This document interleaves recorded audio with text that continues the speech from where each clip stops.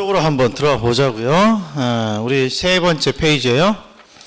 자, 이걸 먼저 하는 이유가 뭡니까? 그러면 우리 부동산학 전체에서 가장 기본이 되는 내용입니다. 요걸 극복하지 못하면 앞으로 계속 고난이에요. 근데 일단 뭐라고 되어 있냐? 그러면 투자의 현금 흐름을 분석하겠다라고 되어 있는데, 기본적으로 우리 투자의 흐름이 어떻게 돼요? 투자는 항상 쌀 때 물건을 사서 그 다음에 바로 되파는 게 아니죠. 주식이야 오늘 사서 오늘 또 되팔지만 부동산은 오늘 사서 오늘 팔 수는 없지 않습니까? 그래서 쌀 때 사서 일단 뭐 해줘야 돼요? 기다려야죠. 가격이 오를 때까지. 그래서 일정 기간을 보유합니다. 그런 다음에 기말에 뭔가 보유를 하고 있다가 가격이 오른 듯 보인다. 그러면 처분을 이렇게 하는 거죠. 그래서 부동산 투자의 수익은, 가장 중요한 수익은 처분을 통해서 만들어지는 가격 상승. 가격 상승에 대한 거. 가격 상승으로 얻는 요 이득이에요. 요게 투자의 큰 흐름이죠. 쌀 때 사서 가격이 오를 때까지 기다렸다가 그 다음에 가격이 오르면 뭔가 팔아서 가격 상승 이득을 얻는 거예요.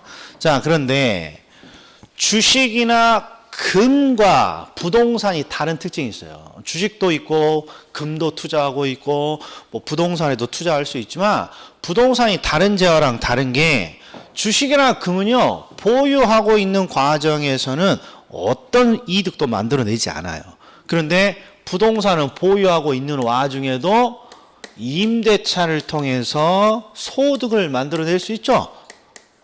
그게 바로 부동산에 투자할 때 어떤 특징이에요. 그래서 부동산 투자가 다른 투자에 비해서 고소득인 거죠.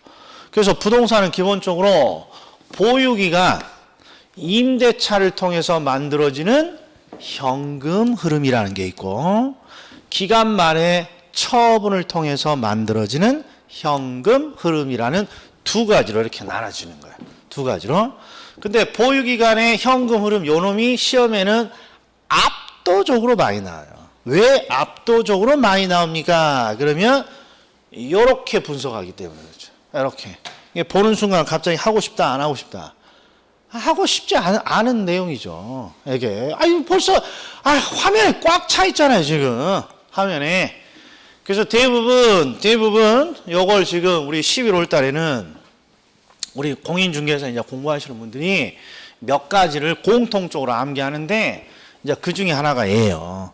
일단, 이걸 딱 보면 그냥 피부에 그냥, 이거 언제 다 암기하냐 하는데, 뭐부터 좀 기억해 주셔야 되냐, 그러면, 지금 우리가 앞으로 할 이 내용이 도대체 뭐냐는 거야, 이게. 이걸 우리는 뭐라고 부릅니까? 그러면 회계라고 합니다. 회계. 우리가 저기 기업 회계라든지 회계라는 말은 많이 들었지 않습니까? 근데 이 회계가 뭘 하는 것이냐? 그러면 회계는 어려워하지 말고 수익과 비용을 기록하는 방법이에요. 기록하는 방법. 자, 우리가 익숙한 회계는요, 기업 회계예요. 이 기업 회계라는 거는 기업의 수익과 비용을 기록하는 방법을 말하는데, 왜 이 회계가 중요하냐? 그러면, 자, 회사가 이렇게 4개가 있어요. 여러 개가 있어요. 그리고 투자자들은 항상 여러 회사에 동시에 투자를 할 수는 없고, 이 중에 가장 마음에 드는 회사를 하나 선택해서 투자를 할 거 아니에요. 그러면 어떤 회사를 선택합니까? 그러면 돈을 제일 많이 버는 회사를 선택하겠죠. 그런데 이 회사들이 자신이 수익과 비용을 뭔가 운영을 통해서 만들어지는 수익과 비용을 기록할 때, A라는 회사는 식비를 비용으로 집어넣고, B라는 회사는 식비를 비용으로 집어넣지 않고, 이러면 이 기업들이 제공한 수치, 우리 성과라고 하는 거죠. 뭐 순이익 같은 이런 수치를 통해서 비교를 할 수 있냐는 거예요. 비교할 수 없어요. 요놈은 식비를 비용으로 처리하고 요놈은 식비를 비용으로 처리하지 얘는 뭐 판광비를 비용으로 처리하고 얘는 판광비를 비용으로 처리하지 않으면 이 기업들이 제공한 수치를 통해서 비교를 할 수 없단 말이에요.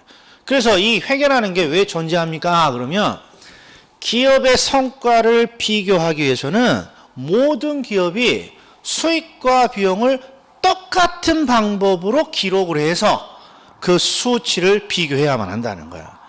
그래서 우리 부동산 투자도 투자의 성과를 A라는 부동산에 투자했을 때 B라는 부동산에 투자했을 때 이 성과를 비교하기 위해서 요 수익과 비용을 기록하는 방법을 약속해 놓은 게 요 놈이에요. 약속해 놓은 게. 그러니까 결국에는 이해가 중요한 게 아니라 수익과 비용을 부동산 투자에서는 어떻게 기록하는지를 뭐 해줘야 돼요? 암기를 기본적으로 해줘야 돼요. 암기를. 예. 그런데 자 우리 보유기간은 기본적으로 임대차죠.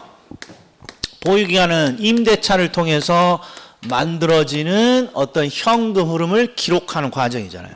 이 임대차를 통해서 만들어지는 현금 흐름을 몇 단계로 기록합니까? 그러면 이렇게 5단계로 기록해요. 그래서 이건 다 전국 공인중개사 공통 두 문자예요. 가유, 순, 전, 후 이렇게 몇 단계? 5단계로 차례대로 기억을 하는 거야. 5단계로. 자, 그래서 대부분 지금 중개사 수험생들이 가유, 순, 전, 후, 가유, 순, 전, 후 이렇게 암기하고 있는데 포인트는 가유, 순, 전, 후 암기한다고 문제 맞힐 것 같아요? 못 맞힐 것 같아요?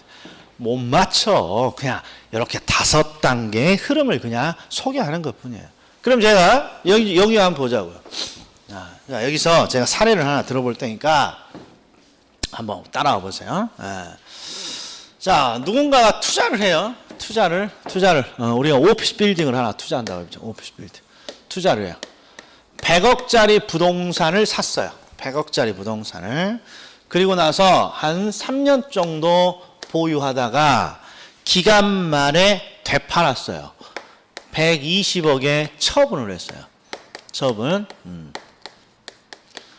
그러니까 이제 이런 그림 흐름에 익숙해져야 돼요. 지금 기초에 100억이 들어갔어요. 비용으로 100억이 들어갔어요. 이 말은 100억짜리 부동산 샀다는 거예요. 그리고 3년 말에 120억의 수익이 들어왔어요. 그러면 120억 주고 팔았다는 거예요. 자, 그러면 이걸 딱 보고 투자론에서는 이놈의 성과를 측정하세요 라고 해요. 어떤 형식으로 물어보냐?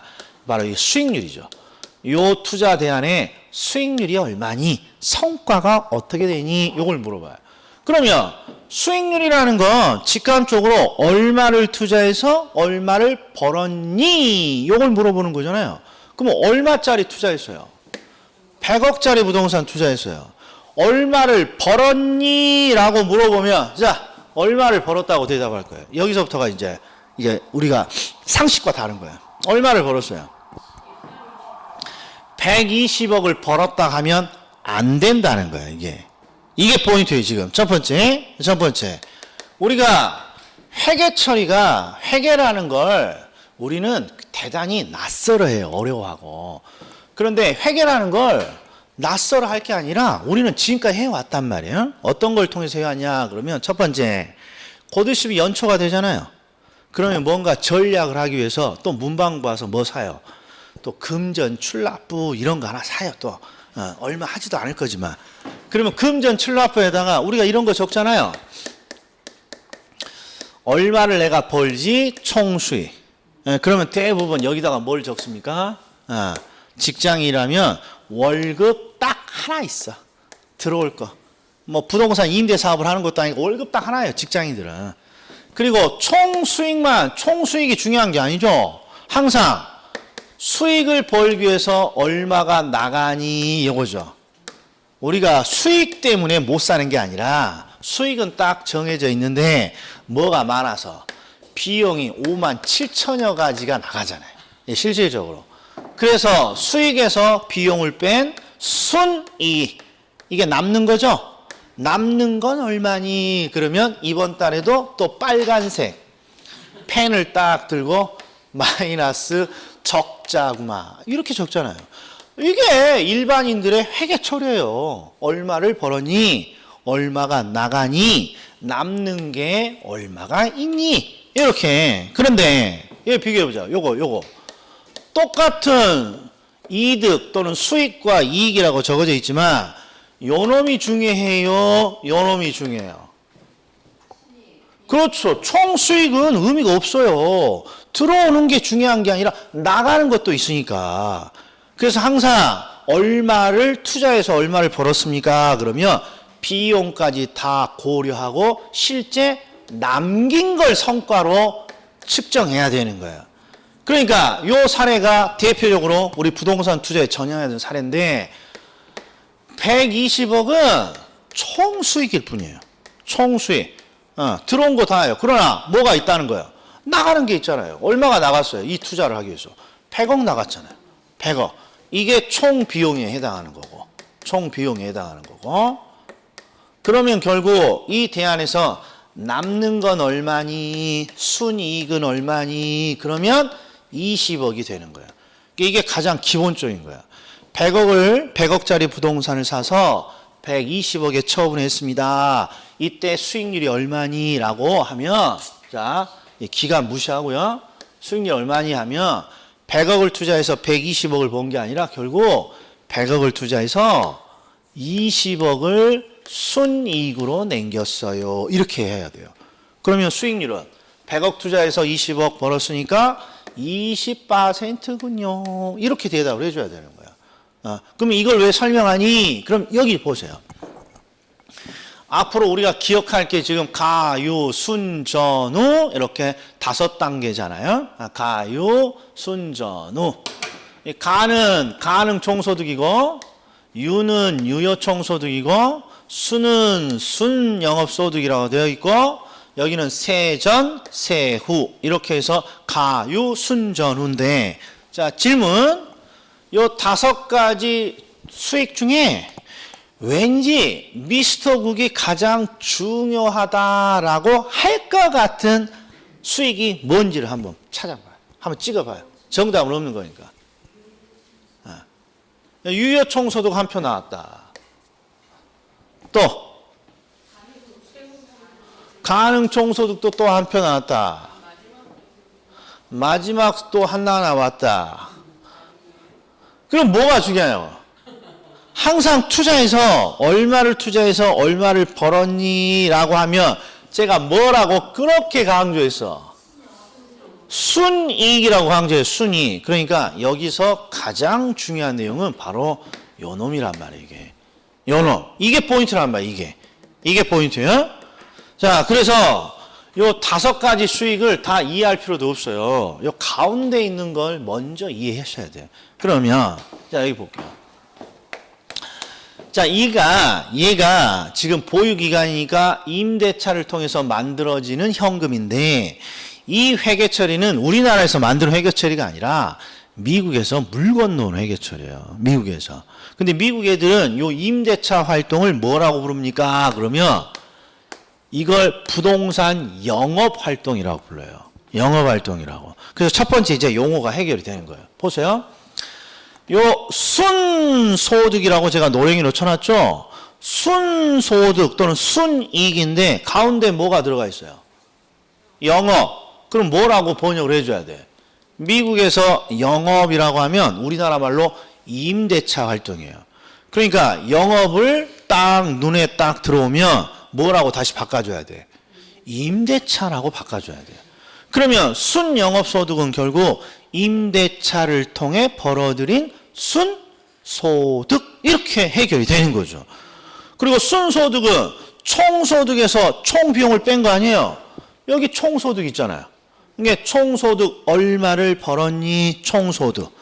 그리고 여기 봤더니 경비가 있는데 영업이라고 돼 있어. 그럼 이게 뭐겠어요? 영업이면 다시 해석을 임대차에 들어가는 경비 이렇게 되는 거죠. 우리가 실무적으로는 관리비 등을 말하는 거예요. 그러니까 이 보유기간의 현금 흐름 중에 가장 중요한 단계가 무엇입니까? 그러면 야 임대차 또는 영업을 통해서 너 얼마 벌었니? 총소득. 야, 영업, 임대차를 통해서 얼마의 비용이 나갔니? 경비, 영업 경비. 그래서 임대차를 통해서 얼마를 남겼니? 순소득 또는 순영업소득. 요게 중요하다 이란 말이에요. 요게.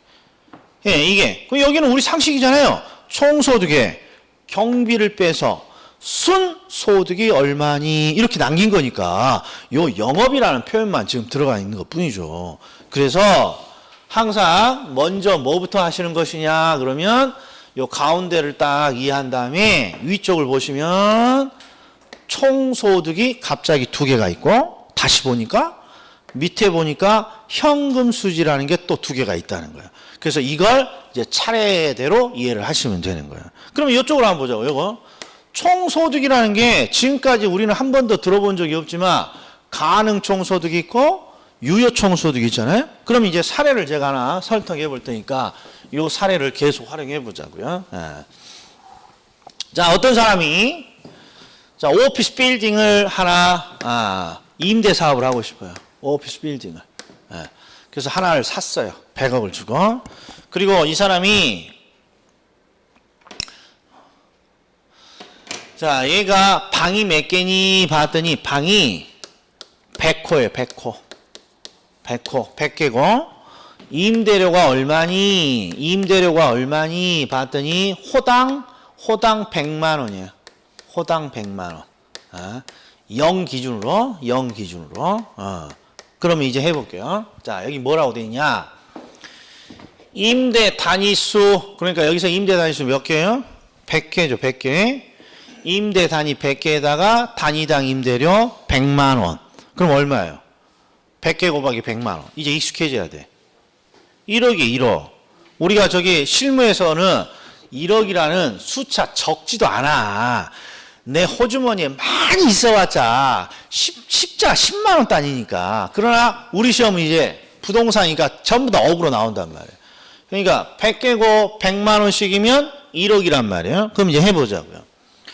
이 부동산을 사게 되면, 이 부동산에 투자하게 되면 내가 임대차를 통해서 맥시멈 얼마까지 소득을 얼마까지 벌 수 있나요? 생각해봐요. 얼마까지 벌 수 있어요? 방 100개가 다 꽉 차면 내가 가져갈 수 있는 맥시멈 소득이 되는 거죠. 이걸 우리는 가능 총소득이라고 하는 거예요.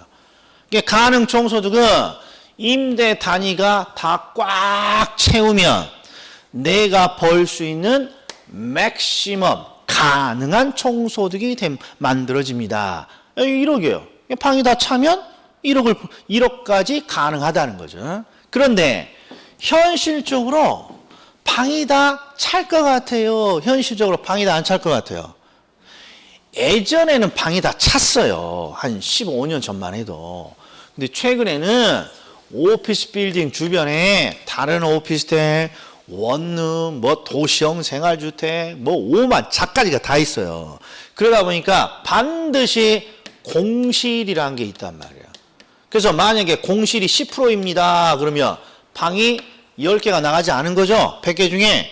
그러면 방을 다 채우면 내가 1억까지 가져갈 수 있지만 현실은 뭐가 대부분 존재한다는 거예요. 공실이 존재한단 말이에요. 그래서 공실이 존재하기 때문에 공실을 뺀 나머지를 내가 유효하게 가져가겠죠. 일단 요거 두 개는 보지 마세요. 요건 잘 안 나오는 거니까. 그게 바로 유효총소득이에요. 그러니까 이 부동산을 딱 분석해 보면 야 방이 100개네. 그러니까 100개를 다 채우면 내가 1억까지 1억까지 가능한 부동산이구나. 그런데 실제 가봤더니 공실이 10%가 있어서 내가 호주머니에 유효하게 가져갈 수 있는 총소득은 공실 때문에 9천만 원 정도 되겠군요. 이게 가능과 유효 총소득의 요 차이다 이런 거죠. 자, 그럼 한번 보자고요.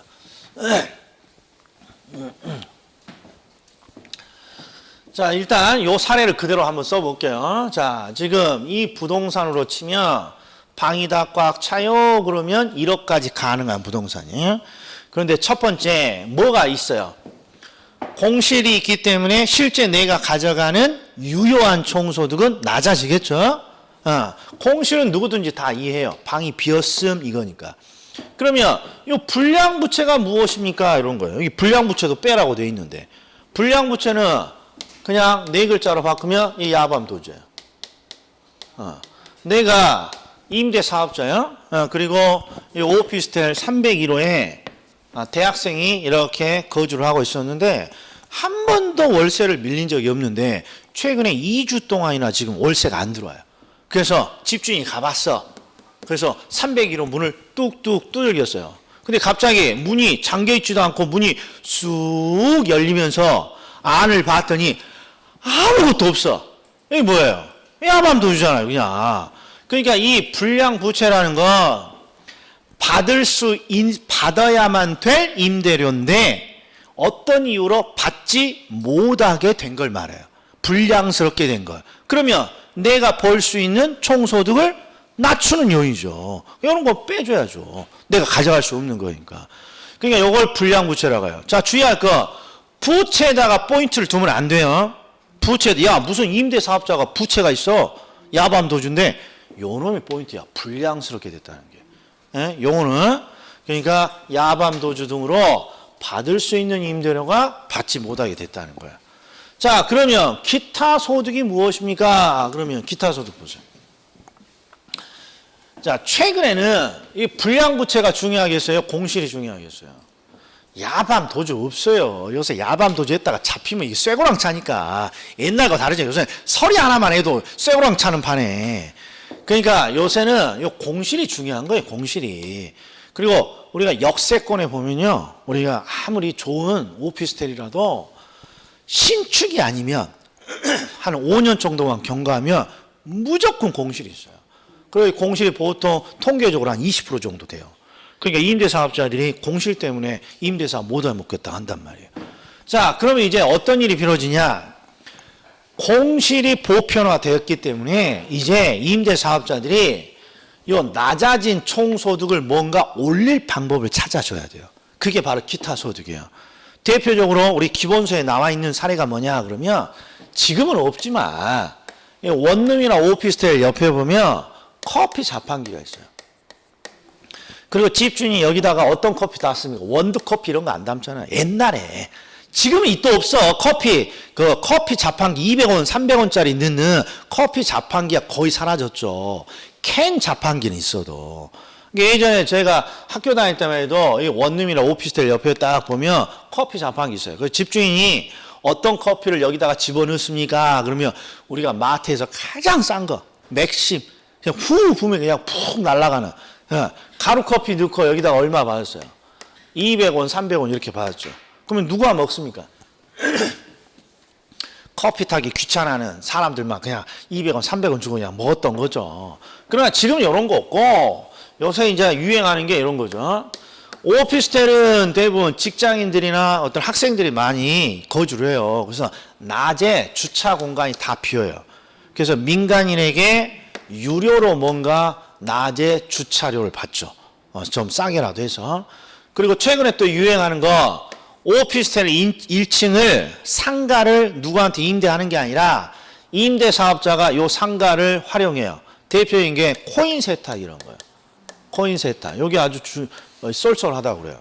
이 말이 코인이지만 여기는 100원짜리 들고 가면 돼요, 안 돼요? 100원짜리가 들어가지도 않아. 그냥 넣으면 나와버려. 기본적으로 얼마나 갖고 와야 돼? 500원짜리 갖고 와야 된다고. 그리고 딸랑 500원짜리 하나 갖고 빨래하러 갑니까? 500원짜리 하나 가면 양말도 못 빨어. 그러니까 500원짜리 막 수두키 가져가죠. 그러니까 요게 짭짤하다고요. 그래서 이런 것들이 공실로 낮아진 총소득을 뭔가 보충하는 방법이에요. 이런 걸 우리가 기타 소득이라고 그래요. 그러니까 이 기타라는 건 임대차 이외로 만들어지는 소득이라는 거예요. 그래서 시험에는 뭐라고도 시험에 나오냐. 영업 외 소득이라고 이렇게 나와. 영업 외 소득. 영업 외 소득. 여기 안 나오는 건 생각하지 마. 이게 자기주도 학습이라고. 이게 자기주도 학습이라고. 이거 봐봐. 이게 자기주도 학습. 왜 자기주도 학습을 금지해? 일단 시험에 나오는 것부터 명확히 알고 오늘은 인문강의 오리엔테이션가 바로 오류를 수정한다. 자기주도 학습의 가장 큰 문제점이에요. 시험에 나올지도 않는 걸 혼자서 생각하면 미궁 속에 빠져. 여기에 30년 동안 보증금 이런 거 나오지도 않아. 걱정하지 말고. 예, 보증금 여기에 들어가는 거야. 여기에 들어가는 거야. 여기에. 예. 자, 그리고 이제 여기가 중요한 포인트가 하나 있어요. 우리 법 과목은요, 법에 규정되어 있기 때문에 누가 출제를 하더라도 표현이 똑같아요. 왜? 법적인 표현을 쓰는 거니까. 근데 여기 보세요. 어떤 출제자는 임대차 이외의 방법으로 만들어낸 소득을 기타 소득이라고 불러요. 기타 소득. 근데 시험에 갑자기 영업의 소득이라고 시험에 탁 나와요. 표현이 다른 게 나왔죠? 그럼 무조건 추풍낙엽이에요. 이러면 안 된다. 이게 과목의 특성을 알아줘야 돼요. 법은 공법이든 민법이든 법 과목은 항상 표현이 비슷해요. 거의 똑같거나. 근데 이건 완전히 다르잖아요. 기타 소득은 기역으로 시작하고 영업에서는 이역으로 시작하고. 그러니까 해석을 영업 왜 소득이야? 그러니까 영업은 항상 임대차를 뜻하는데 그러니까 임대차 이외로 만들어진 소득이구나. 기타 소득이랑 똑같은 표현이구나. 이런 걸 찾아낼 수 있는 능력이 필요하단 말이에요. 이게. 부동산 하기 이게 어렵단 말이에요. 이것만 있냐? 학자들이 오만 자까지 표현을 다 한다고요. 이게. 명심하셔야 돼요. 자, 그래서 이런 걸 딱 고려하면 실제 내가 가져가는 유효한 총소득이 나오는 거죠. 그리고 요 두 가지만 딱 이해를 하면 나머지 건 아무것도 아니란 말이에요. 이해했다? 이해 못했다? 자, 그럼 보시자고요. 정리를 해볼까요? 항상 요놈이 중요해요. 방이 100개예요. 그러면 100개당 임대료 100만 원 딱 가정하면 방이 다 꽉 차면 내가 가져갈 수 있는 맥시멈. 나는 1억까지 가져갈 수 있습니다. 그런데 실질적으로는 뭐가 보편화되어 있어요? 공실 등이 보편화되어 있기 때문에 내가 가져가는 유효한 종소득은 얘보다는 낮아진다 이런 말이에요. 그래서 공실이 10% 있습니다. 그러면 실질적으로 방이 90개 나간 거니까 자, 이런 것들은 없다고 치면 결국 내가 가져가는 유효한 총소득은 9천만 원입니다. 이렇게 되는 거죠. 여기까지 이해했어요? 그럼 이제 하나만 더 포인트. 자, 나는 이런 거 안 배워도 지금까지 잘 살아왔어요. 이런 걸 배워야 뭔가 금전 출납부 적고 그랬어요. 이런 거 몰라도 잘 살아왔단 말이에요. 그러면 자, 나는 임대 사업자예요. 임대 사업자인데 이런 거 몰라요? 그러면 이제 해보자고요. 자, 임대차가 딱 끝나서 연말에 이제 집 주인이 나름의 금전 출납부를 적어보려고 해요. 회계를. 그러면 이 사람은 가능과 유효를 구분할지 몰라요. 배우지 않았기 때문에. 그러면 해보자고. 1번 뭐부터 기록해요? 임대차로 얼마를 벌었지? 우리 상식처럼 총소득을 기록하는데 요 총소득에다가 요 총소득에다가 1억 적을 것 같아요? 9천 적을 것 같아요? 결정하시오. 당연히 9천만 원 적는단 말이게. 9천만 원. 왜?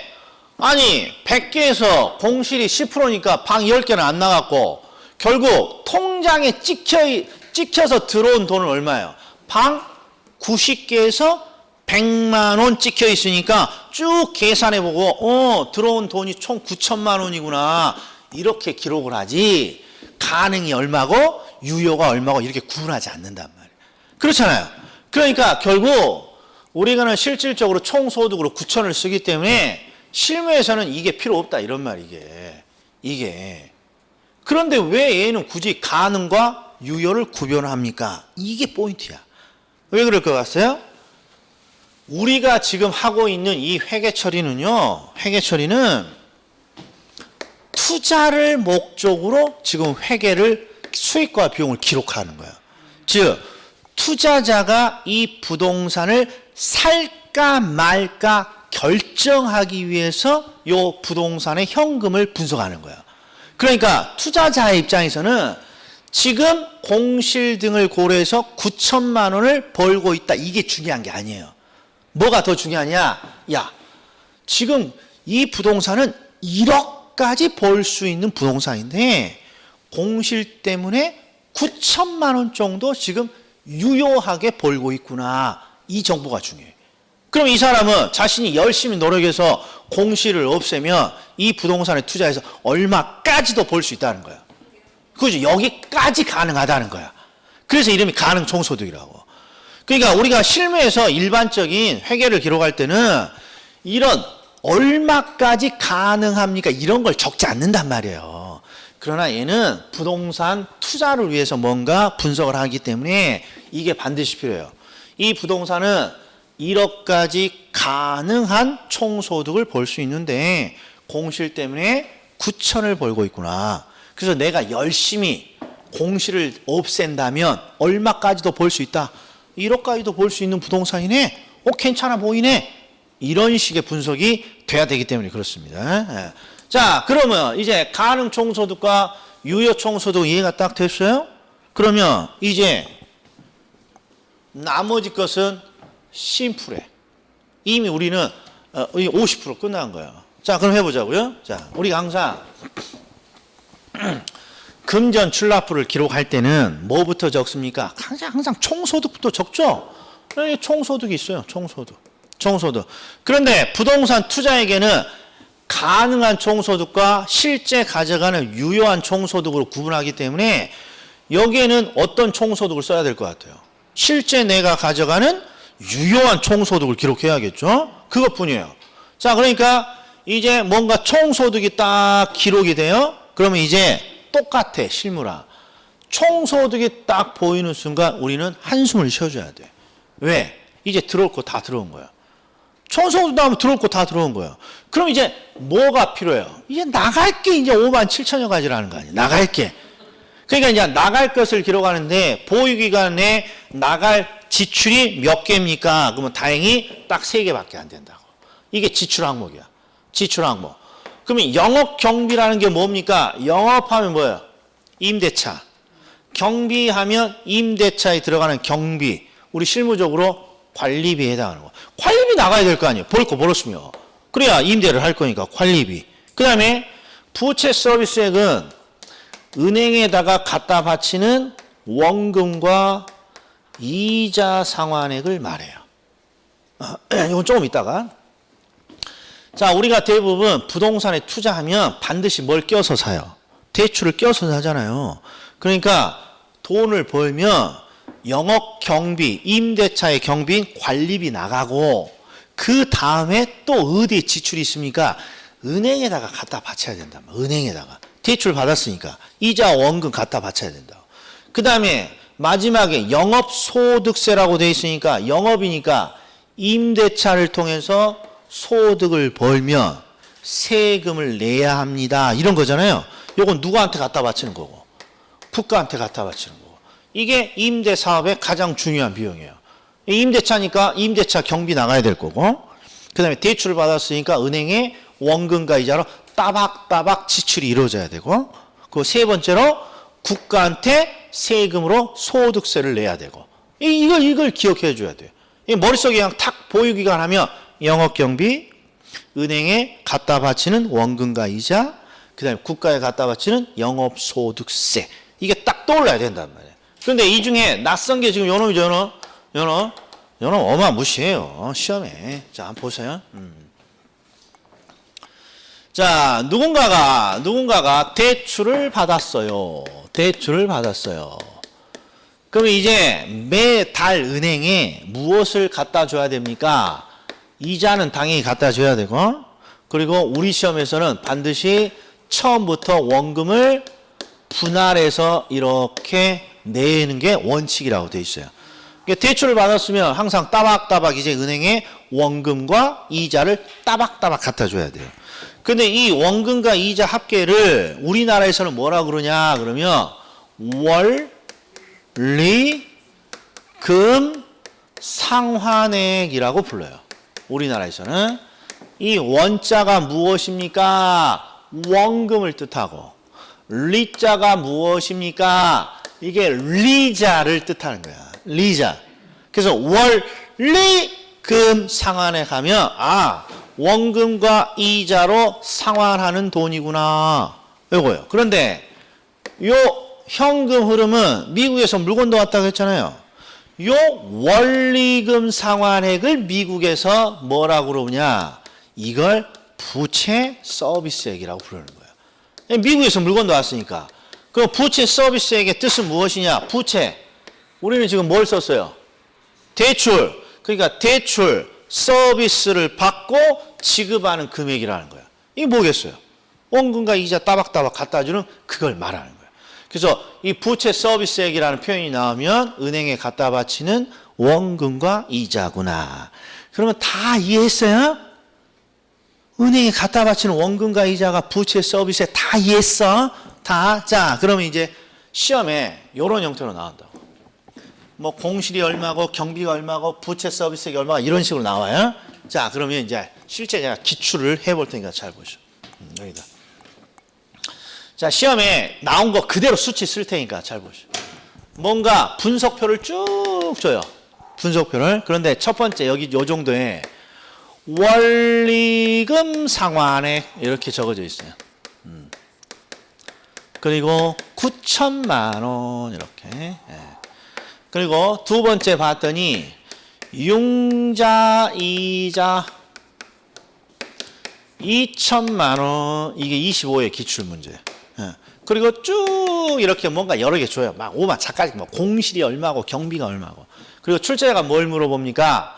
자, 이 자료를 보고 부채 서비스액이 얼마입니까? 이렇게 물어본다고. 그러면 여기서는 다 이해했어.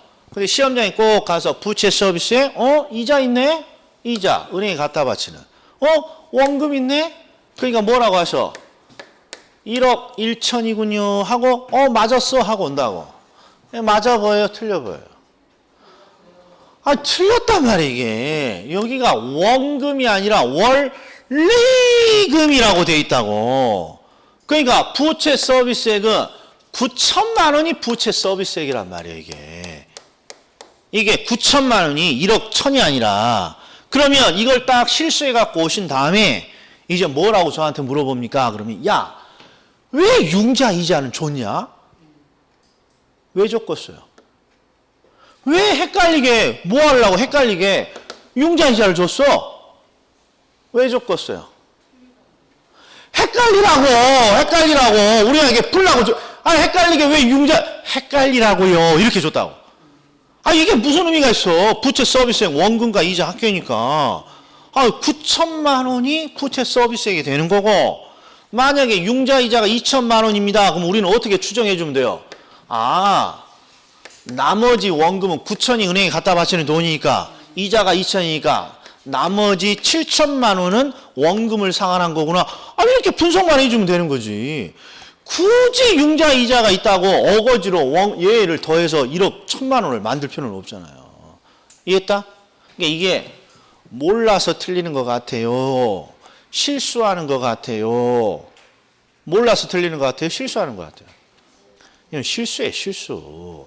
그것도 왜 실수가 나옵니까? 자신감이 없어. 그러니까 오만 자까지 그 대충 보지 말고 시험에 꼭 나옵니다. 그런 걸 좀 집중적으로 자신 있게 봐서 자신감을 키워야 된단 말이에요. 이런 것들은 이런 걸 틀려갖고 못 저자는 거예요, 이게. 자, 그 다음에 보셔. 이게 25회야. 딱 2년 뒤에 이 문제가 또 나왔어. 형태가 똑같아. 그런데 이번에는 어떻게 나왔습니까? 이렇게 나왔어요. 이번에는 원금 상환액 7천, 융자 이자 2천. 그러니까 또 기출문제로 25회만 계속 풀던 분이 부채 서비스액은 원자 들어가 있었던 것 같아. 그래서 요게 부채 서비스액이요. 이렇게 또 찍으셨다고. 이번에는 어떻게 돼야 돼요? 이번에는 원금이라고 돼 있으니까 이거 두 개를 합쳐야 부채 서비스액이라고. 이거 전부 다 지금 다 수업에 앉아 계시면 고개를 끄덕끄덕 거리시면 정답률이 40%밖에 안 된다고. 그러니까 시험을 한두 달 있다 보게 되면 이 중에 여기가 지금 한 7분, 8분 정도 있죠? 이 중에 절반은 실수해 갖고 온다고. 첫 시험에. 이게 실수하지 않도록 항상 노력을 하셔야 돼요. 예. 자, 그러면 이제 암기를 한번 이제 해보자고요. 자, 암기를 해볼게요. 대충 이제 감이 왔으니까 항상 우리는 진도가 중요한 게 아니라 다시 반복을 조금이라도 적게 하게 암기가 중요해요. 자, 들어갑니다. 자, 첫 번째. 일단 요 두 가지는 이해가 됐어요. 부동산 투자에게는 첫 번째 방이 다 찼을 때 내가 얼마까지 벌 수 있습니까? 가능 총소득을 찾고. 그런데 공실이 보편화되어 있고 공실이 보편화되어 있기 때문에 내가 가져가는 돈은 공실을 뺀 나머지를 유효하게 가져가는 것입니다. 이건 정확히 말하면 공실의 불량부채 빼고 자판기 수익 등의 기타 소득을 더해서 내가 가져갈 수 있는 유효한 총소득이 되는 거예요. 자, 그런데 항상 암기 코드는 어디가 중요합니까? 그럼 요 밑부분이 중요한 거예요. 자, 총소득이 딱 나옵니다. 그럼 항상 유효 총소득이에요. 가능 총소득은 의미가 없어. 방이 다 찼을 때 가능한 거니까. 그러니까 공실을 고려한 유효한 총소득이 딱 보면 이게 벌 거 다 번 거예요. 그래서 반드시 뭘 쉬어줘야 돼. 한숨을 쉬어줘야 돼. 벌 거 다 벌었구나. 그럼 이제 지출 항목 3가지가 필요한데 첫 번째 지출 항목은 임대차니까 임대차 경비, 영업 경비 나가야 되고, 그리고 부동산 투자했을 때 반드시 뭘 썼을 테니까 대출을 활용했을 테니까 은행에 갖다 바치는 원금과 이자 은행에 갖다 바쳐야 되고, 그 다음에 영업소득, 임대차로 소득이 만들어졌으니까 국가에다가 얼마 갖다 바쳐야 되고 영업소득세를 갖다 바쳐야 돼. 이게 입에 탁탁 붙어야 되는 거예요. 총소득. 자, 임대차를 통해서 뭔가를 벌었어. 그럼 첫 번째 영업경비 나가고 은행에 부채 서비스에 갖다 바쳐야 되고 국가에 세금 갖다 바쳐야 되고, 근데 국가에 갖다 바치는 세금이 영업소득세 이렇게 되는 거예요. 영업소득세. 그러면 대충 삘이 왔습니까? 대충 삘이 왔어요? 그러면 여기서 이제 한 단계 더. 자, 이건 지금 이 표는 이해를 위해서 제가 쭉 나열을 한 표고, 암기를 이런 형태로 암기를 한다면 우리는 머리에 쥐납니다. 이런 형태로 암기를 하면. 이게 너무 항목이 많잖아요. 그래서 항상 암기를 할 때는 제가 심플하게 암기할 수 있도록 요령을 알려드려요. 그 요령이 뭡니까? 그러면 밑에 무슨 암기라고 쭉 한 줄 적어져 있어요. 한 줄 암기라고 적어져 있죠. 함부로 적지 마셔.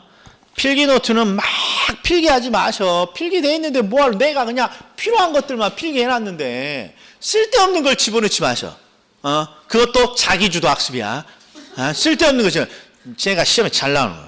한 줄 암기는 지금 안 적으셔도 되고 쉬는 시간에 한번 적어보세요. 어떻게 암기를 합니까? 암기하는 방법이에요. 자, 이렇게 5단계로 암기하지 말고 항상 흐름이, 자, 부동산에 딱 투자를 하게 되면, 자, 방이 다 차면 내가 가져갈 수 있는 총소득이 뭐예요? 가능 총소득이에요.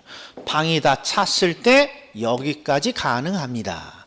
그러나 실질적으로 내가 가져갈 수 있는 건 공시를 뺀 나머지고, 또 불량부채가 있다면 불량부채 빼고, 그 다음에 뭘 더해서 기타 소득을 합치면 내가 가져가는 유효한 총소득입니다. 이렇게 자꾸 한 줄로 적어봐야 돼요.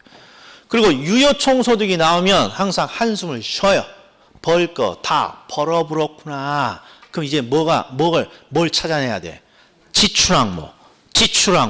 그럼 지출 항목이 첫 번째 세트 메뉴로 임대차 경비, 영업 경비, 은행에 갖다 바치는 원금과 이자, 부채 서비스, 국가에다 갖다 바치는 임대 소득, 영업 소득에 대한 세금, 이렇게 차례대로 암기해 줘야 된다.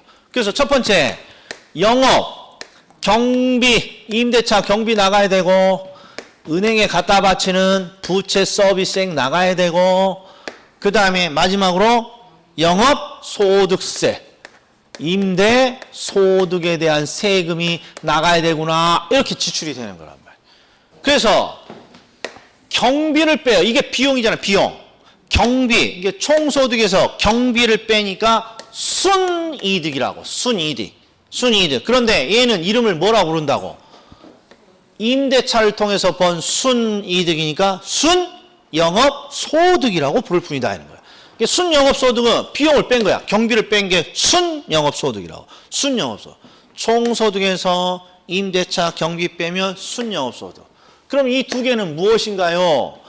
세금 앞에 있으니까 세금을 내기 전 현금이라고 부르고, 얘는 세금을 낸 이후의 소득이니까 세후 현금 수지라고 부르고, 이렇게 한 줄로 암기하는 습관이 필요하다 이런 거예요. 한 줄로 암기.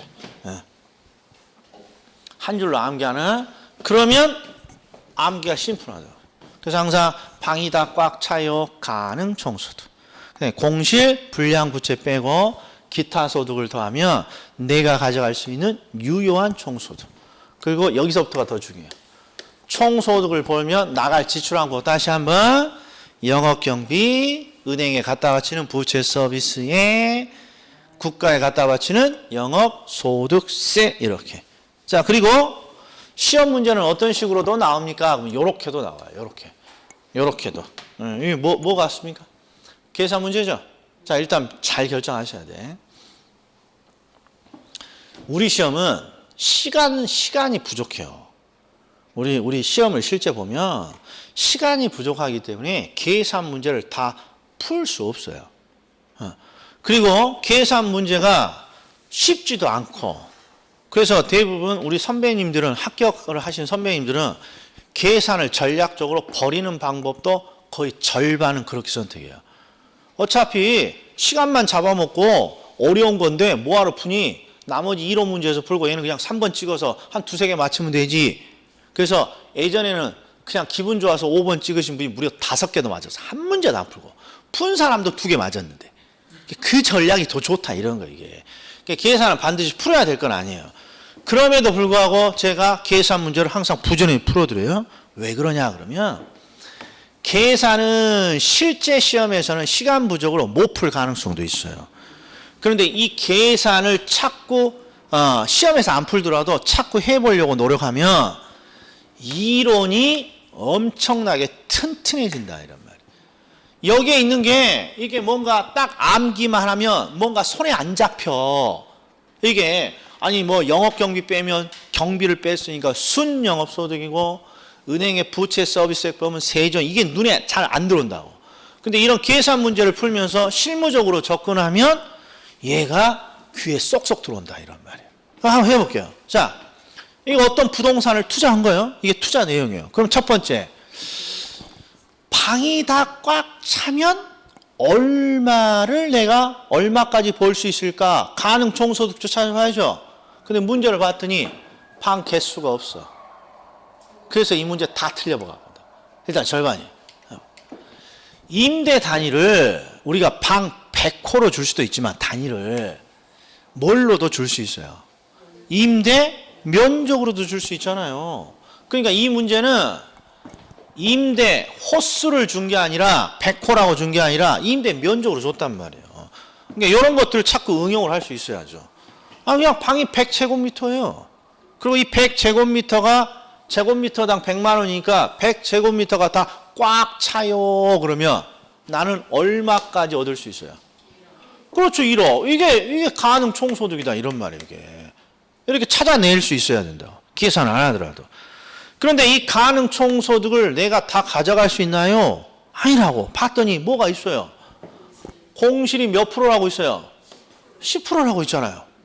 그럼 결국 1억을 다 가져가는 게 아니라 실제 내가 가져가는 유효한 총소득은 얼마라는 거예요? 9천만 원이군요. 이렇게 해봐야 된단 말이에요, 이게. 예, 그러니까, 내가 가져가는 9천이구나.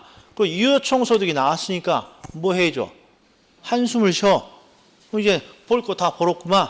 나갈 거, 세트면이 3가지가 뭐예요? 첫 번째, 임대차 경비 하나 찾았고, 은행에 갖다 바칠 부채 서비스에 하나 찾았고, 국가에 갖다 바칠 영업소득세, 됐네!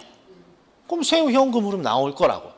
계산기를 치지 않더라도 대충 요놈 찾아서 빼고, 요놈 찾아서 빼고, 요놈 찾아서 빼면 대충 요 정도 나오겠구나.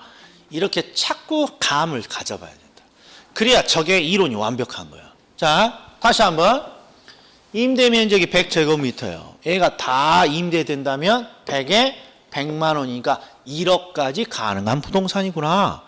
그런데 야 공실이 10%가 있네. 1억에 10%는 못 가져간다는 거 아니에요. 그러니까 90%인 9천만 원을 내가 실제 유효하게 가져가겠구나. 뭐 불량 부채나 기타 소득은 없으니까 공실만 고려하면 되죠.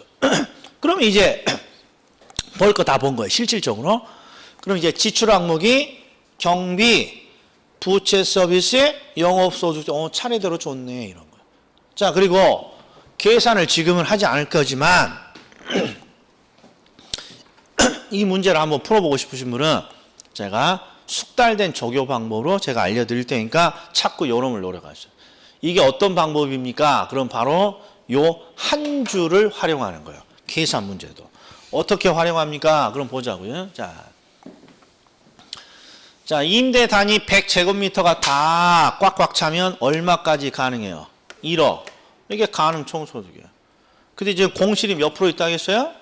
10% 있다고 돼 있잖아요. 이게 10%를 뺀 나머지가 유효 총소득이에요. 이렇게 기록하면 되는 거예요. 똑같이. 그리고 영업경비가 얼마입니까? 영업경비가 얼마입니까? 봤더니 유효 총소득의 30%라고 돼 있잖아요. 그러니까 30% 뺀 게 이게 영업경비예요. 경비를 빼면 비용을 뺐으니까 순 영업소득이 되는 거야. 순 영업소득. 그리고 은행에 갖다 바치는 게 400만 원이고 그 다음에 영업소득세가 1000만 원이니까 이렇게 기록이 되는 거야. 그래서 세금을 내기 전이 세전 현금 수지, 세금을 낸 이유가 세후 현금 수지. 야 계산도 할만한데?